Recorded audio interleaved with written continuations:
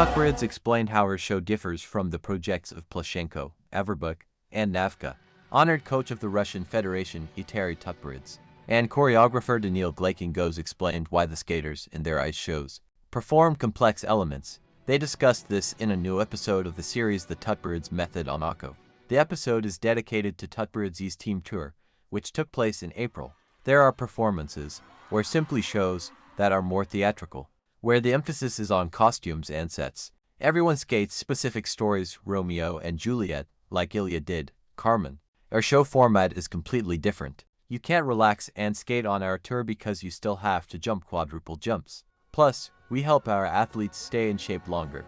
Otherwise, they'd be slacking off, but this way, you'd have to skate competitive programs for another month. What I love most is when, after choreographing the routines, people start complaining that it's more difficult than their own, and that they can't get through them, they lack the breath. Although, it seems like the end of the season and peak form haven't quite passed. But yes, we choreograph those kinds of routines, and that's our approach, Glakingos said.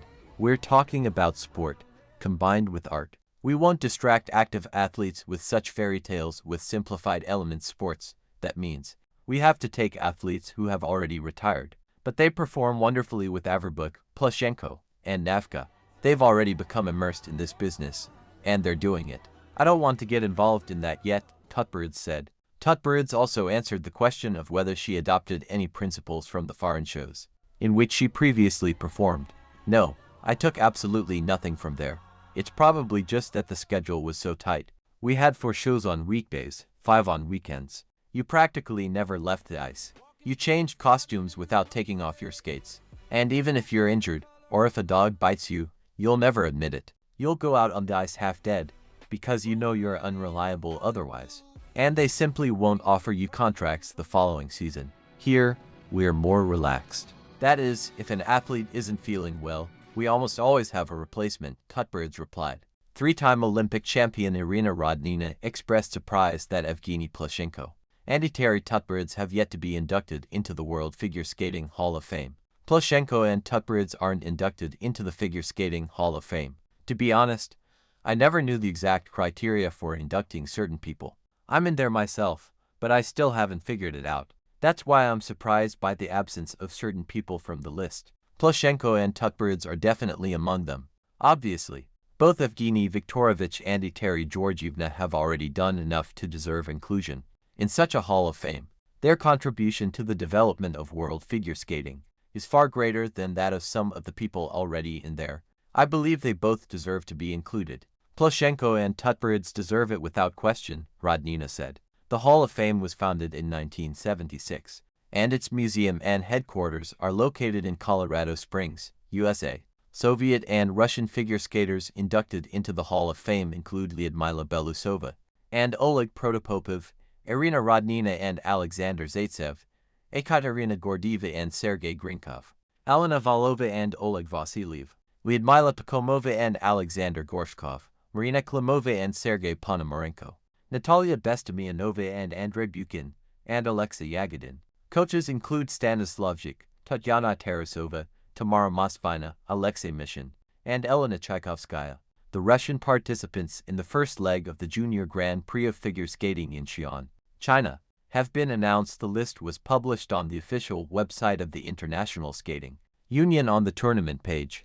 Lev Lazarev, Elena Kosteleva, as well as the pair Polina Shesheleva, Egor Karnaukov and the dance duo Maria Fefilova, Artem Valov, have been registered for the tournament as neutrals. Arseny Fedotov, Sofia Jepka, and Victoria Streltsova are the alternates, while Polina Satsina and Alexei Belkin are the pairs team, and Daria Drozhina and Ivan Telmov are the ice dance team. The event will take place from August 20th to 22nd, and will be the Russian juniors' first international competition of the season and the entire 5-year period. Therefore, the competition is important not only for the results but also in the context of a full return to the international arena to experience a different ice rink among new judges. Of course, the Russians will be expected to deliver victories in all disciplines, especially convincing ones in the singles. It's significant that Lazarev has been entered for the tournament. This means that affiliation with SKA does not directly affect status, and the ISU is favorable to the neutrality filter. The lineup looks predictable, given last season's results and the athlete's status within the Russian junior team.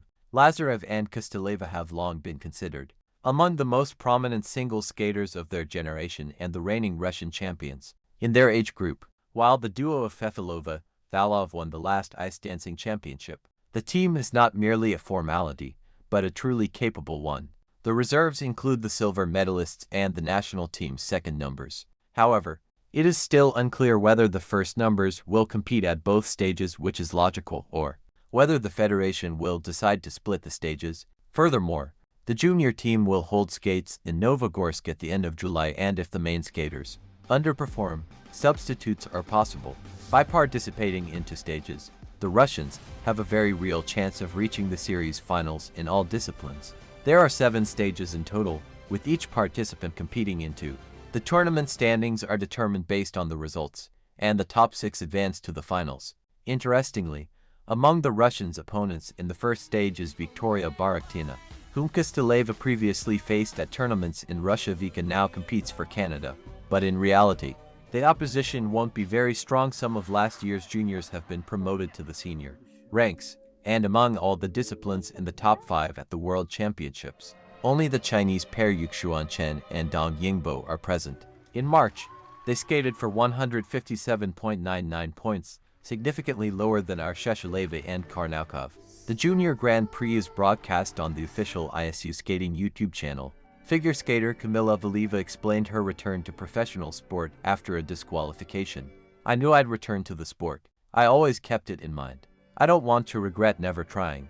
Olympic figure skating champion and ice show producer Tatyana Navka said she would be happy to work with 3-time Russian champion Adelia Petrosyan. "Would you be interested in working with Petrosyan? I'm not a coach. As for inviting her to the show, I don't know if she's retired from the sport or not. But Adelia is certainly a talented and artistic girl. I always enjoy working with young and talented figure skaters."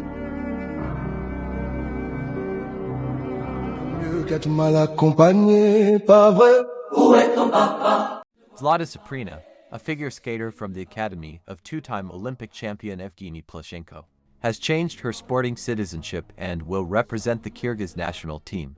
This is according to information on the website of the International Skating Union ISU.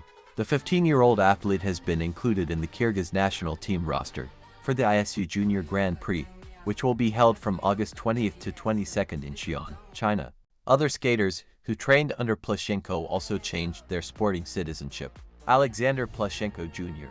and Veronika Zhelina have joined Azerbaijan, while Kira Trofimova has joined Belarus.